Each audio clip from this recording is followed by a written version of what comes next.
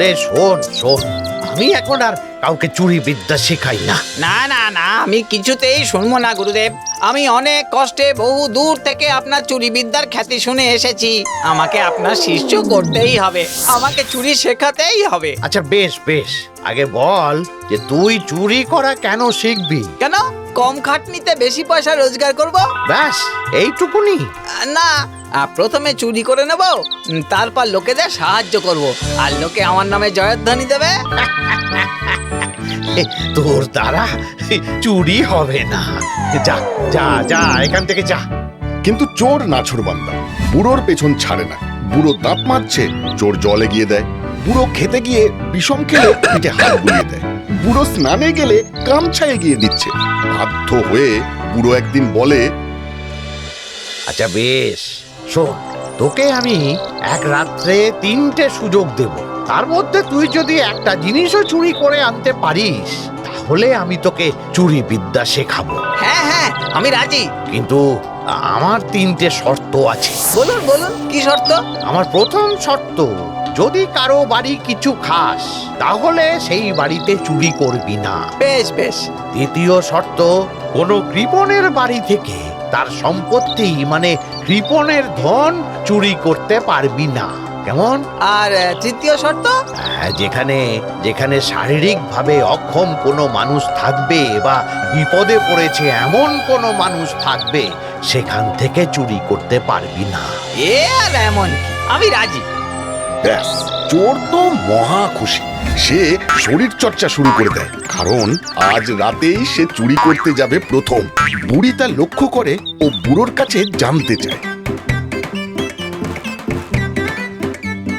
হ্যাঁ গো, তুমি যে বলেছিলে আর কখনো কাউকে চুরি শেখাবে না, না তো, তাহলে একে শেখাবে বললে যে? তুমি তো জানো আমি মানুষের মুখ দেখে তার ভাগ্য পড়তে পারি, বুঝে যাই যে কে কেমন লোক।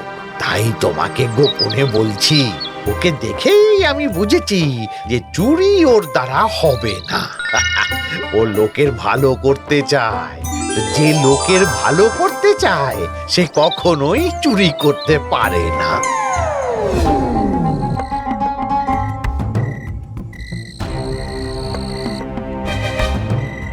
সেদিন রাতে চোর কনক বেরিয়ে পড়ে চুরি করতে।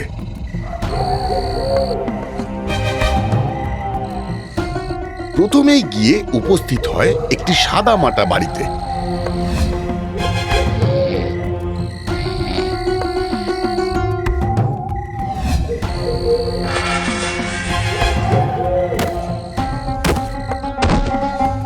কিছু একটা চুরি করলেই হবে। এই তো, ওই ভাতের হাঁড়িটা চুরি করব।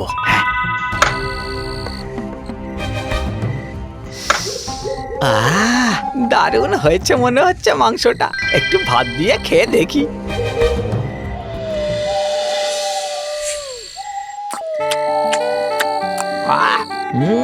খুব ভালো, খুব ভালো। এবারে হাঁড়িটা নিয়ে পালাই।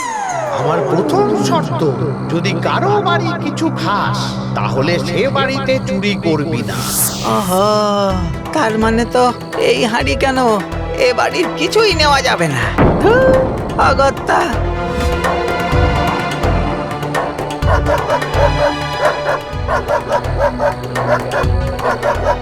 যা যা যা।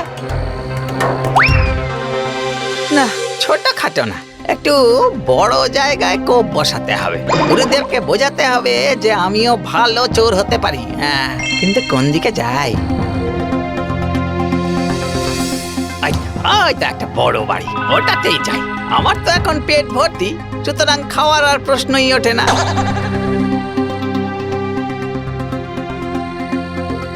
একি বাকি 4 আনা গেল কোথায়? মানে হুজুর, নৌকার পারানি দিতে গিয়ে হয়তো ভুল করে। 4 আনা ভুল করে? কি ভেবেছে কি পয়সা মাগনায় আসে? এখানে ওখানে 4 আনা ছড়িয়ে থাকে যে কুড়িয়ে নিলেই হয়?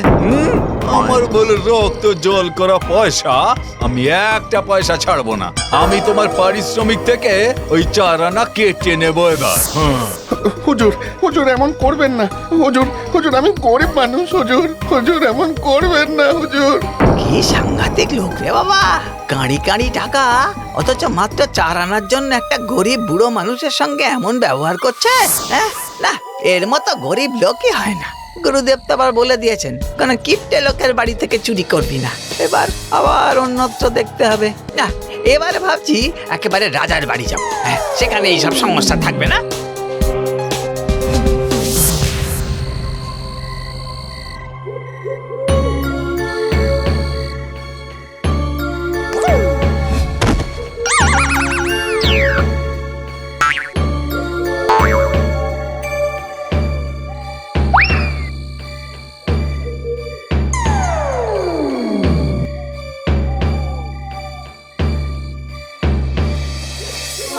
এই তো পেয়েছি, একেবারে বড় দাও। গুরুদেব খুশি হয়ে যাবে। এই রে, এই রাজার ঘরে আবার কে কাঁদে? আমার মতোই আবার কেউ নয় তো?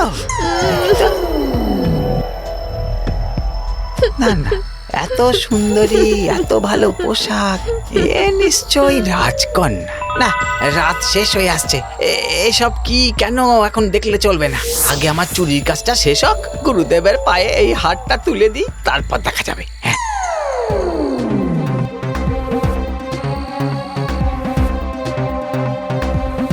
এ আবার কি এমন সুন্দর রাজকন্যা সে খোঁড়াচ্ছে কেন? তার মানে কি এই রে, না না, গুরুদেব যে বলেছিলেন যেখানে কোনো শারীরিকভাবে অক্ষম মানুষ থাকবে সেখানে চুরি করতে পারবি না। উত্তর না, এই গুরুদেবের শর্ত মানলে এত চলবে না। তাছাড়া গুরুদেব জানবেন কি করে যে এখানে কি হয়েছে? হ্যাঁ, না এবারে পালাতে হবে। চোর চোর চোর, আমার মায়ের হার নিয়ে চলে গেল। চোর চোর চোর।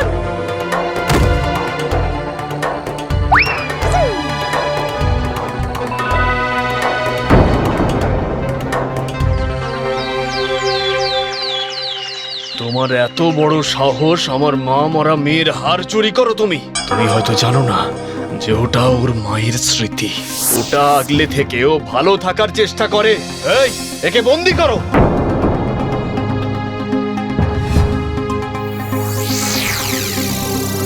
হ্যাঁ, সে কি সত্যি? চলো চলো চলো তো দেখি।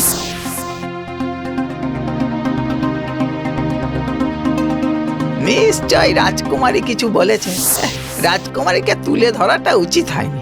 রাজকুমারী বলে কথা, তার গায়ে হাত দেওয়াটা মনে হচ্ছে ঠিক হয়নি গো। এবারে আর বন্দি নয়, সোজা ঘ্যাচাং ফু হয়ে যাবে। কোতল ওরে।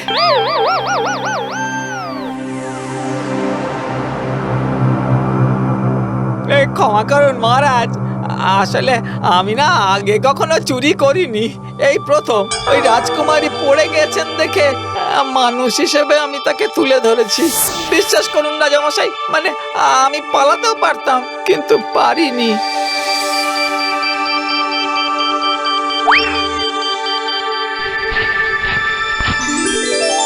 তুমি যে আমার কি উপকার করেছো আমি বলে বোঝাতে পারবো না। তোমাকে ধরতে গিয়ে আজ আমার মেয়ে সুস্থ হয়ে গেছে। আমার একমাত্র মা মরা মেয়েকে নিয়ে আমার অসম্ভব চিন্তা ছিল। সেই চিন্তা থেকে তুমি আমাকে মুক্তি দিলে। সে এখন সোজা হয়ে হাঁটতে পারছে। এই, নিয়ে আয়।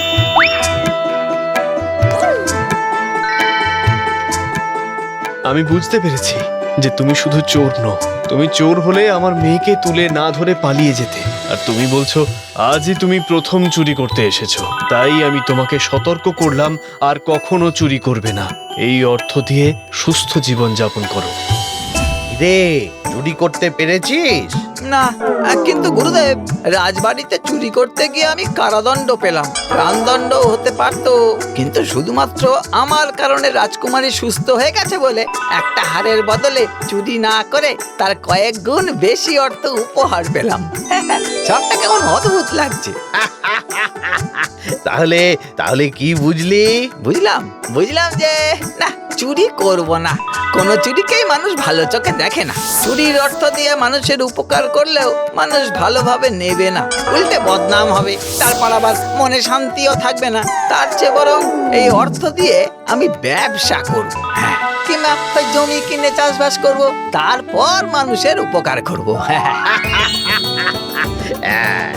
এই জন্যেই আমিও চুরি ছেড়েছি। যা যা যা, ঘরে ফিরে যা, ঘরে ফিরে যা।